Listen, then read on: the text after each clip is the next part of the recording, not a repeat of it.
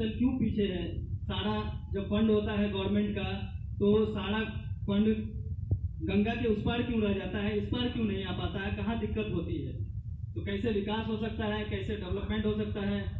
बिहार के कई इश्यूज हैं, तो हम उस पर नहीं जा करके हम सीमांचल के डेवलपमेंट के बारे में जानना चाहेंगे इनसे। क्या इनके तरफ से कोशिश होगी? क्या हम लोग इनकी मदद कर सकते हैं? कहाँ हम लोगों की ज़रूरत है इनको? तो मैं जनाब अख्तर उल-ईमान साहब से गुजारिश करूँगा कि वो अपनी बात हम लोगों के बीच रखें।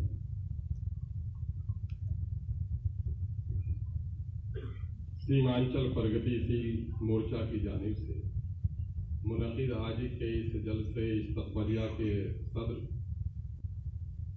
और इस मोर्चा के सरपरस्त हमारे मोहसिन जनाबे अलहाज नज़ीरुज़्ज़मा साहब, इस कीमती महफिल में तशरीफ़ फरमा आपके मुकामी मुतहर्रिक और ज़िम्मेदार रुकन असम्बली जनाब भाई आबिदुर रहमान साहब, जो कि के बहुत ही कर्मठ और मुतहर्रिक रुकन असम्बली जनाब भाई शहनवाज साहब, मेरे हमजलीस और कोचा धामन के रुकन असम्बली जनाब भाई अलहाज रस्वी साहब, हम सबों के बड़े अजीज और सीमांचल में युवाओं में एक नई शक्ति देने वाले लीडर बहादुरगंज के मुअज़्ज़ज़ MLA जनाब भाई अंजार नईमी साहब, दाइस पे तशरीफ़ फरमा जनाब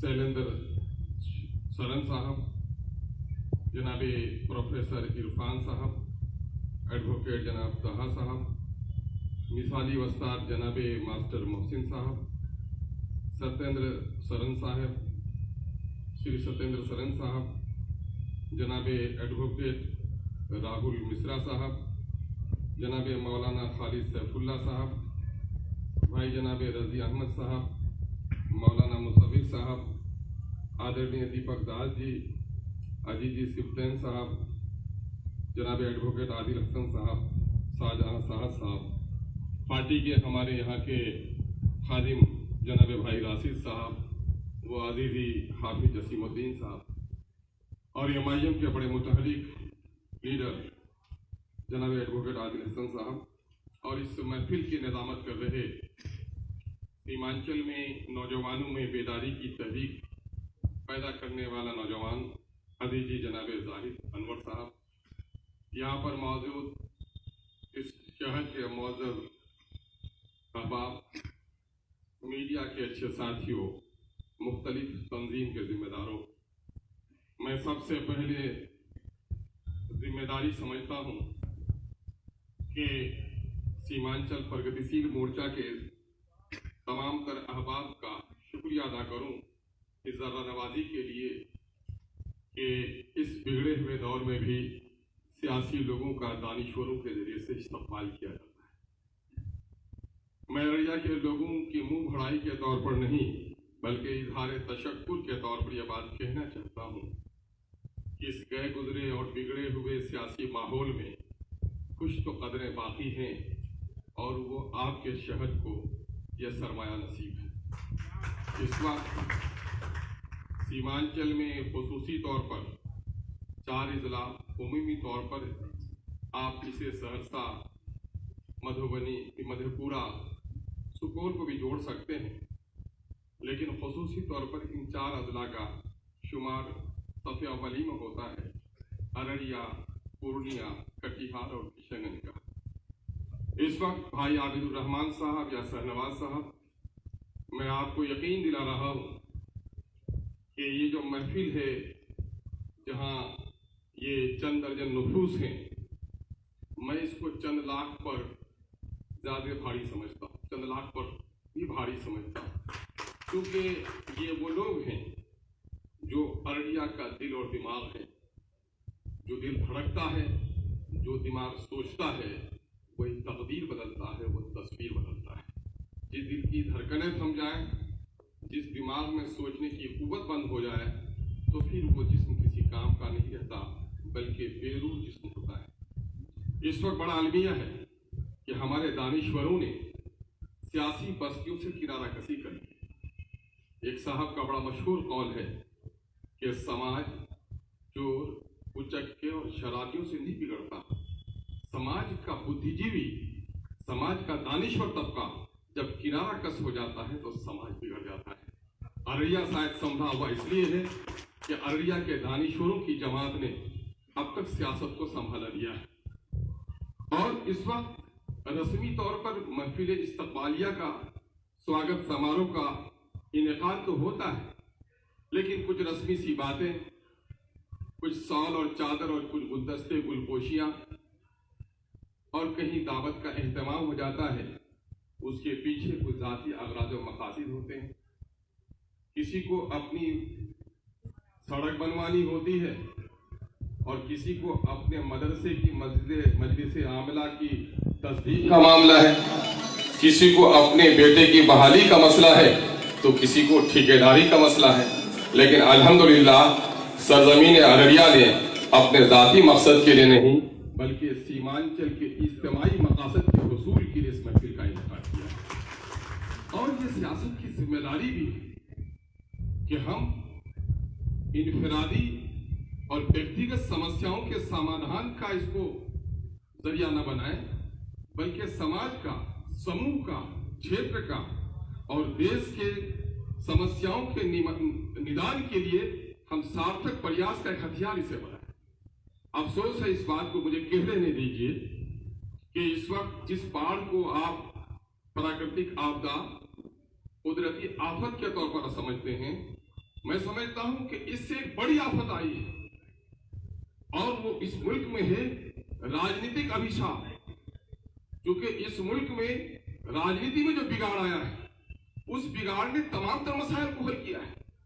क्या आप इस बात के गवाह नहीं हैं कि आजादी के 73 सालों के बाद भी हम बुनियादी तालीम के मसले को हल नहीं कर सके। आजादी के इन 73 सालों के बाद भी हम गांव तक सड़कें नहीं पहुंचा सके। आजादी के 73 सालों के बाद भी हम बिलखते, दम तोड़ते हुए, दर्द ज़ह में रोती और बिलखती हुई एक मां को एक हेल्थ सेंटर का इंतजाम अब तक नहीं कर सके। और तो और जाने दीजिए, अगर इन बस्तियों में हेल्थ सेंटर का कयाम न हो सका तो इन बस्तियों में एम्बुलेंस का भी हम इंतजाम नहीं कर सकते। अगर एम्बुलेंस हो भी जाए तो तमाम तर बस्तियों में हमारी गाड़ियां भी नहीं पहुंच सकती हैं। ये अलमिया है हमारा इन 73 सालों के आजादी की सौगात है। हम आज रोना रो रहे हैं। हम जब भी अररिया आए हैं, अररिया की धरती को हमने बड़े अदब से सलाम किया है। चाहे मेरी सिर्फ अखलाकी सरपरस्ती का मामला जनाब मोहसिन साहब और जनाब हाजी नजरुद्दीन साहब के साथ जुड़ा हुआ हो, लेकिन राजनीतिक बस्ती में मेरी सरपरस्ती का फरीजा अगर किसी ने अंजाम दिया तो वह जनाब तस्लीमुद्दीन साहब हैं, जिसका मैं एहसान कभी फरामोश नहीं कर सकता। और आज जिस चीज पर हम और आप बहस कर रहे हैं, जनाब तस्लीमुद्दीन साहब मरहूम मकफूर ने बहुत पहले इसके लिए जगाया।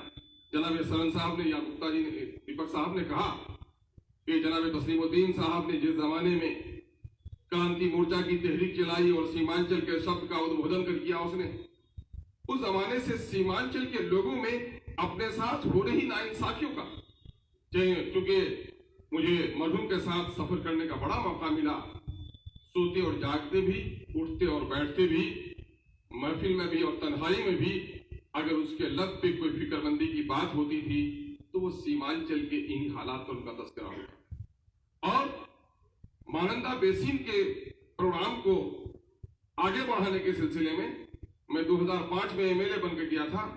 7-8 में इसकी कोशिश चल रही थी और चिलचिलाती धूप में मुझे दौड़ाते थे, जाओ मंत्री के पास, क्यों नहीं आई फाइल, क्यों नहीं आई फाइल, और कितने बेचैन वो रहते थे। हम लोग जवान आदमी थक जाते थे लेकिन थकावट नहीं आती।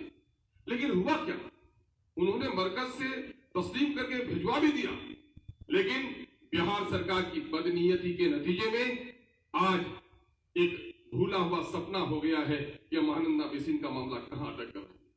ये जो आप समझ रहे हैं, गद्दी में जो लोग बैठे हुए हैं उनको चिंता नहीं है। इस वक्त जो पूरे मुल्क में है, हर कोई कहता है भारत हमारा, इसको लूटने के लिए, इसको चूसने के लिए, इसका शोषण के लिए, इसके दोहन के लिए, लेकिन भारत का कोई नहीं, हर कोई लूट रहा है। और इस वक्त आप देखेंगे जातिवाद, क्षेत्रवाद और भाषावाद में हमारे पत्रकार बंधु हैं तो लिख सकते हैं कि आज राष्ट्रवाद का नारा दब कर रह गया है। राष्ट्रहित, राष्ट्रवाद, राष्ट्र के विकास, ये मुद्दे नहीं है लोगों के। व्यक्ति, जाति, क्षेत्र, समूह, धर्म, उस पर आधारित सारी राजनीति हो रही है। और मैं तो कहूंगा कि आपने बड़ा सरमाया दिया कांग्रेस के वो लोग जो लोग हमारे वजूद से ही बेचैन रहते हैं। अल्हम्दुलिल्लाह भाई आबिदुर रहमान साहब, अल्लाह आपकी हयात तवील करे और आपके बाजू में और कुव्वत दे कि आपने जो कुछ यहाँ आवाम के सामने में कहा है कि जब भी सीमांचल की बात आएगी पार्टी से ऊपर उठकर हम लड़ेंगे, तो मैं समझता हूं कि सीमांचल के मसले को हल करने से कोई नहीं रोक सकता। लेकिन हाँ, हमें जो कहना होगा वो करना होगा। इस वक्त जनाब नयीरुज़्ज़मा साहब ने हम लोगों को एक हुक्म जारी किया है, जाहिर है उसकी तस्दीक भी आपने की है, तो मैं पूरी कमेटी को और पूरे सामीन और नाज़रीन और हाज़रीन को शामिल समझता हूं कि आप सभी विधायक लोग मिलकर एक कोई संगठन बनाए, समूह बनाए, साझा कार्यक्रम तय करें। मैं बड़े अदब के साथ एक गुस्ताखी करना चाहूंगा कि मुख्तलिफ पार्टियों के सियासी लीडरों को तराजू में तौलना गोया मेढक को तराजू में तौलने के मुताबिक, और मेढक को तराजू में तौलना इतना आसान काम नहीं, मगर हाँ अभी एक आसान हुआ है। उसके लिए पॉलिथीन की जरूरत है। अगर मजबूत पॉलिथीन में इनको बंद कर दीजिएगा तो तौल सकते हैं आप, और वो पॉलिथीन बनाना पड़ेगा आप सबको। हम चाहेंगे कि हमारे बुद्धिजीवी जो एक्सपर्ट्स की टीम है, जिन लोगों को सैलाब के बारे में तजुर्बा रहा है और जो लोग इसके खिलाफ निदान चाहते हैं, ऐसे लोगों को लेकर एक साझा कार्यक्रम बने। और जाहिर है एक लॉन्ग टाइम प्लान का हिस्सा है ये, कोई शॉर्ट टाइम प्रोग्राम नहीं है, कोई बांध नहीं बांधना है जो तारीख चलाकर। वाटर रिसोर्स मिनिस्ट्री से लेकर के जो ट्रिब्यूनल के डिफरेंट ट्रिब्यूनल के लोग हैं, उनको सबको साझा करके एक काम करने की जरूरत है। उसमें रोड कंस्ट्रक्शन का मामला है, पुल का मामला है, वाटर रिसोर्स के लोग हैं, एक बृहद मंसूबा बनाने की जरूरत है। और वो इस वक्त बिहार सरकार को दिया जाए जो तरीका है, और एक समय सीमा हो। और मैं समझता हूं एक रस्मी सी बात होगी मंत्री को और मुख्यमंत्री को और गवर्नर को देना, लेकिन असल समस्या का समाधान आपके सड़कों पर होना है। और उसके लिए अगर सीमांचल डेवलपमेंट का जो खाका हमारे सामने में है, जिसकी वकालत अभी अजीजी एडवोकेट आदिल हसन ने की है, कि यही वजह है कि सीमांचल के इन तमाम तर मुद्दों पर जब हम लोग समाजी इंसाफ फ्रंट के बैनर तले भी जनाबे अलहाज नयीरुज़्ज़मा साहब की सरपरस्ती में यह जलसा किया था, उस वक्त भी सीमांचल के मुद्दों पर तस्करा हुआ था। और तस्करे हमारे हो रहे, अच्छी बात है। इस किस्म के तस्करे को मैं फजूल नहीं समझता हूं। जब कोई चर्चा हो तब तो ही बात आगे बढ़ेगी ना। तो कब की बात हुई है कि पिछले कई सालों से सीमांचल के साथ हो रही मुसलसल नाइंसाफियों का चर्चा पक्ष और विपक्ष सब कर रहा है, ये अच्छी बात है। और अब तो मैं आपको कहूंगा कि हम जो MIM के लोग जीते, तो वो क्षेत्रीय विषमता, जो असंतुलित विकास हुआ है बिहार में, उसका जो हम लोगों ने बखान वो एनालिसिस किया और उसको जो हम लोगों ने बताया, तो बाहर में रहने वाले नौजवानों ने इस बात की नोटिस ली कि अगर सीमांचल विकसित होता तो आज हमको पलायन करके पंजाब नहीं आना पड़ता।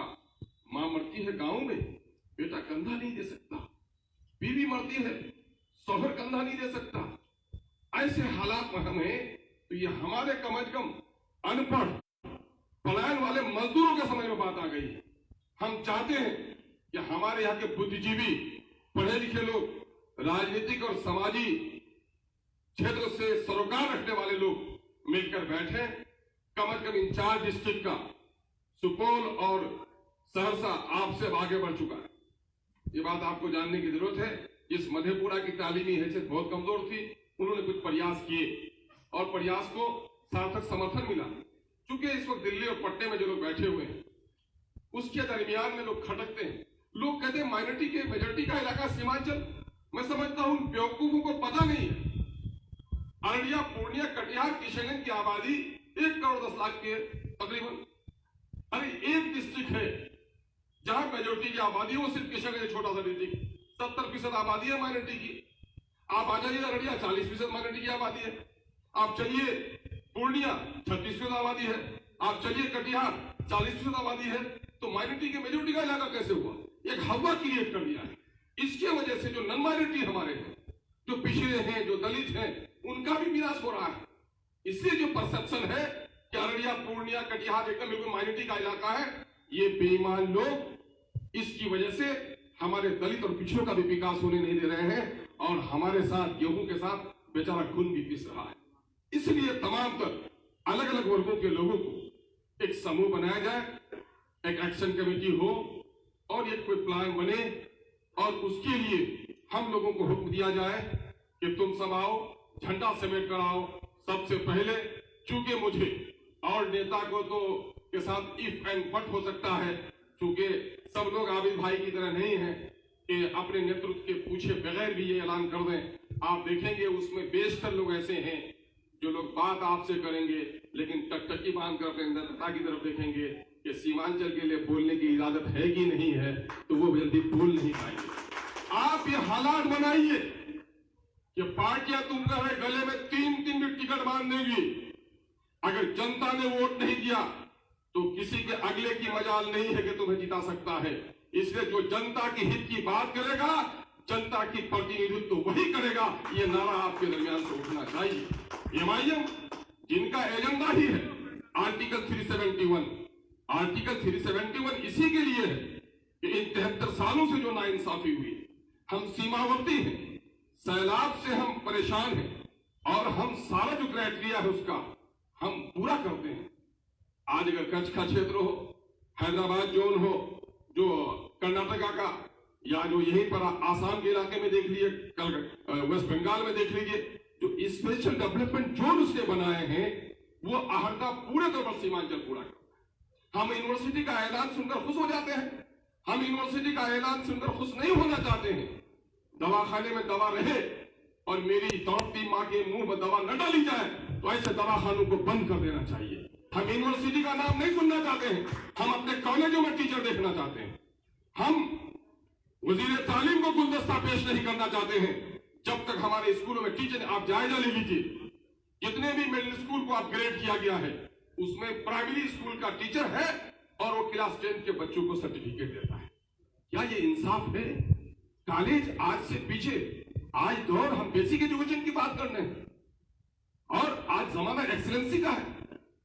इस कोरोना में, कोरोना है लेकिन कोरोना के बहाने गरीब और दलितों के बच्चों को सोशल डिस्टेंसिंग का जो इंतजाम किया गया, क्या मिडिल स्कूल में अगर 6 क्लास तक या 7 क्लास तक पढ़ाई होती है, अगर कह दिया जाता कि सप्ताह के 7 दिन में 7 वर्ग के बच्चे आएंगे और सोशल डिस्टेंसिंग से उनको बैठाया जाएगा, तो अगर सप्ताह दिन में तो एक बार पढ़ता गरीब का बच्चा 2-2 शिफ्ट कर लिया जाता कि 2-2 वर्ग के बच्चे आएंगे पूरे स्कूल के 7 कमरों में, 2 वर्ग के बच्चों को सोशल डिस्टेंसिंग को मेंटेन करके बैठाया जाएगा।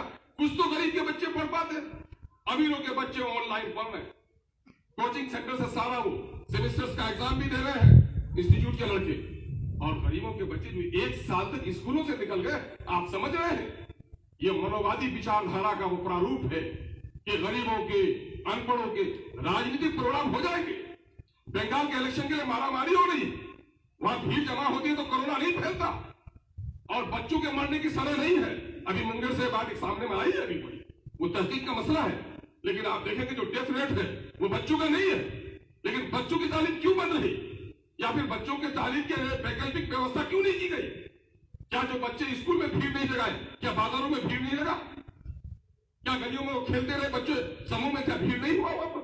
तो आप देखें, आपको हर तरफ से साजिश की जा रही है। अभी आपने देखा कि जलवायु की खराबी की वजह से, पॉल्यूशन की वजह से केमिकल्स जो डाले जा रहे हैं आपके खान पान के सामान में, बीमारों की संख्या, फिर यहाँ पर आर्सेनिक वगैरह की पानी में ज्यादा मिकदार है, उसके नतीजे में आप देखेंगे किडनी स्टोन का मसला हो, चाहे सरतान कैंसर का मसला हो, ट्यूबरक्लोसिस का मसला हो, पेट का रोग हो, आप देखेंगे कि जितने भी महल खड़े हो रहे हैं डॉक्टरों के पूर्णिया में, वो गरीबों के खून और गोश्त और उनके कलीजे पे ये दालान खरीदे और ये बीमारों का हब है।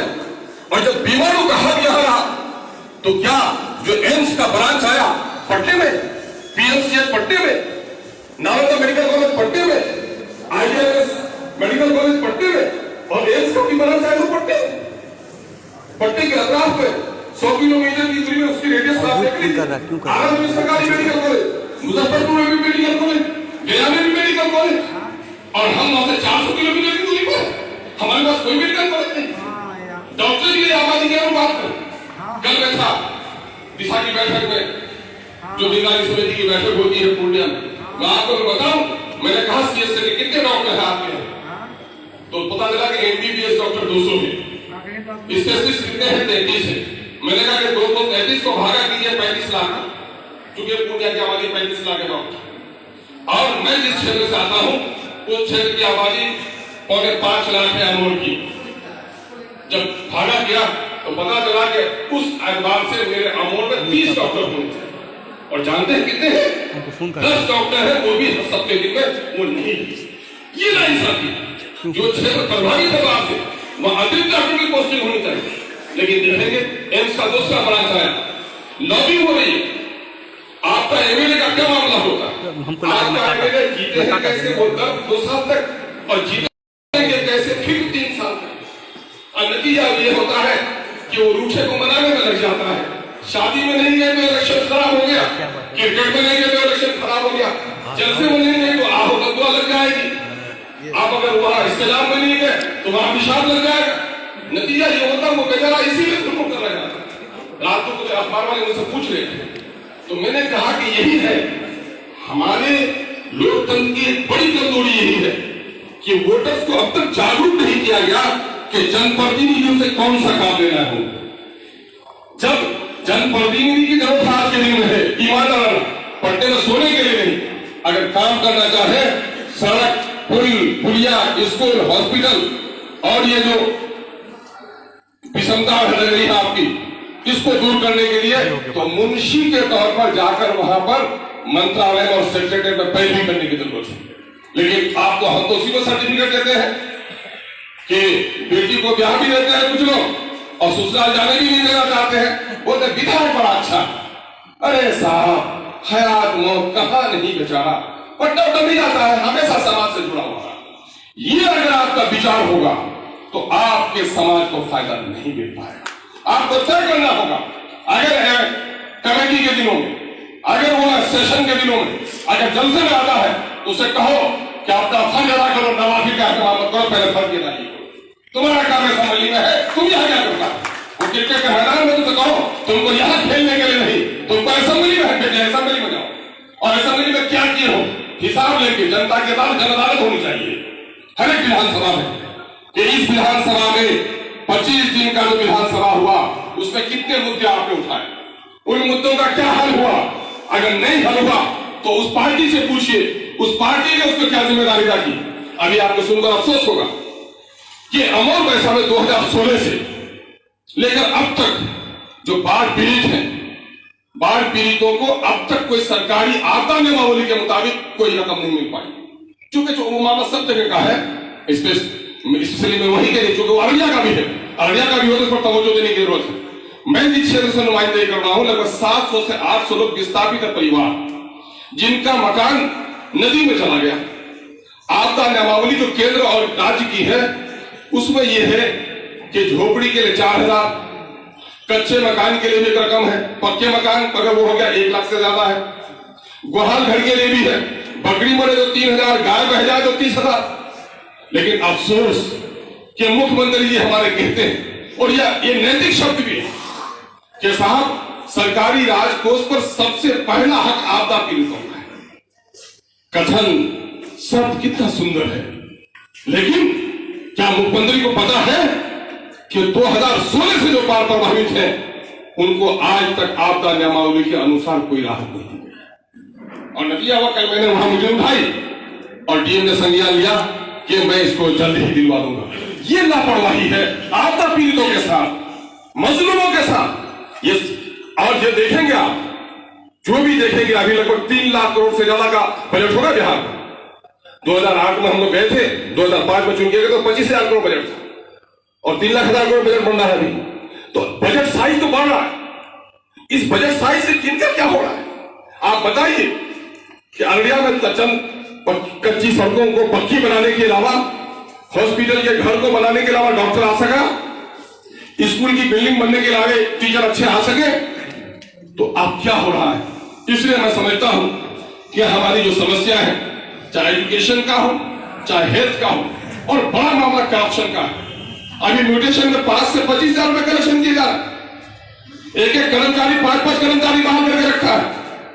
मुझे सही तौर पर याद नहीं, एक मरतबा हम लोगों ने असेंबली की कमेटी में देखा कि जहां पूरे बिहार में 9 रुपए से ज्यादा मध्याह्न भोजन पर बच्चों पर खर्च हुआ था महाना या हफ्तावार, वहां से 35% खर्च हुआ था। आप देख लेंगे अभी भी कि जो सरकारी नौकरियां मिली उसको हमारी सर्वे नहीं है। एक नौजवान है, हमारे प्रिंसिपल है रौदा में, वो कह रहे कि मैं पढ़ने के जमाने में था, 2008 में सैलाब आया था ना, ये कुशा वाला 2008 के सैलाब में मैं दरभंगा में था, तो वहां जिस गांव में मैं रहता था वहां कमरों में हमारा 3 फीट पानी आ गया था और घर कुछ घर डूबे थे। लेकिन वहां जो देखा कि 24 घंटे में पावर कट हुआ ही नहीं। और जगह थे तो बड़े ताजिम साहब से पूछा कि साहब सैलाब के जमाने में तो हमारे यहाँ जो जिन बस्तियों में लाइट है भी तो गायब रहती है यार। बोला कि यहाँ पावर मिनिस्ट्री में यहाँ का एक ऑफिसर है जिसने ताकीद कर दी है कि साहब कुछ भी हो जाए मेरे गांव की बिजली नहीं कटनी चाहिए। तो आप समझ लीजिए कि इस वक्त शायद मिनिस्टर के बस्ती में भी पावर कट का प्रॉब्लम है, लेकिन नौकरशाहों के बस्ती में पावर कट का प्रॉब्लम नहीं है। इस वक्त नौकरशाही में भी, और इस वक्त इस सच्चाई का उद्भेदन कर लेने दीजिए कि इस वक्त राजनीति बिहार में नौकरशाहों की पालती बन गई है। आज जो कुछ भी हो रहा है वन मैन शो है, सारा पावर एब्सोल्यूट हो गया है। अगर साझा है भी तो जदयू और भाजपा के दरमियान में है। मुख्यमंत्री बननी हित है, मंत्री जाकर कमिश्नर को सलाम करने पर मजबूर है। राजनीति का जब इतना शोषण और दोहन होगा तो क्या आपका एमएलए काम करा पाएगा? आपके एमएलए को नीतीश कुमार जी ने सम्मान नहीं बल्कि अपमान कर दिया है। एनडीए की सरकार ने लोकतंत्र की हत्या कर दी है, और लोकतंत्र की हत्या नहीं कर दी है बल्कि लोकमत का अपमान किया है। आज जब लोकमत का जहां अपमान हो तो लोक के अंदर में क्रांति पैदा होनी चाहिए। और आइए हम आपको विश्वास दिलाते हैं कि सीमांचल की मिट्टी से हम लोगों ने जन्म लिया। सीमांचल की लड़ाई लड़ने वाले योद्धा जनाब तस्लीमुद्दीन साहब को हम लोगों ने अपना राजनीतिक आदर्श भी माना है। और मुझे खुशी है कि आज तस्लीमुद्दीन साहब की इस सरजमीन पर आप बाढ़ के लिए, हेल्थ के लिए, इस इलाके के रोजगार के लिए, यहाँ के मजदूरों का जो प्लान हो रहा है, आपको पता है क्या क्या हालत हुई है कोरोना में मजदूरों की, आप उससे भली भांति अवगत हैं। लेकिन मैं आपको एक पीड़ा बता रहा हूं कि पलायन के मजदूरों का मामला सिर्फ यही है कि थाल में कुछ अच्छा खाना आ गया, घर उसका अच्छा बन गया, उनके बच्चों के बदन पे अच्छे कपड़े आ गए। लेकिन आपने देखा कि पलायन वाले मजदूरों के घर का क्या हाल है, उनके बच्चे किस तरह बिगड़ रहे, देखा बच्चों का हाल। आप देखेंगे ह्यूमन ट्रैफिकिंग की रिपोर्ट पढ़िया, तख्त का लूट जाना, ताज का छीन जाना, गर्दन का कट जाना कोई बड़ी बात नहीं है, लेकिन जिस कौम की बेटी बाजार में बिक जाए उससे ज्यादा बेइज्जती की बात कुछ भी नहीं। और अफसोस, रोइए और मातम कीजिए कि पूरे बिहार में ह्यूमन ट्रैफिकिंग के मामले में सीमांचल सबसे आगे, एजुकेशन में पीछे, पर कैपिटा इनकम पीछे, राजनीतिक हिस्सेदारी पीछे, भौतिक विकास पीछे, और अभिशाप, बाढ़ का अभिशाप हम पर ही, नैतिक अभिशाप हम पर ही, और रोजगार का भी अभिशाप हम पर भी। तो आप लोगों ने बड़ा पवित्र प्रयास किया है।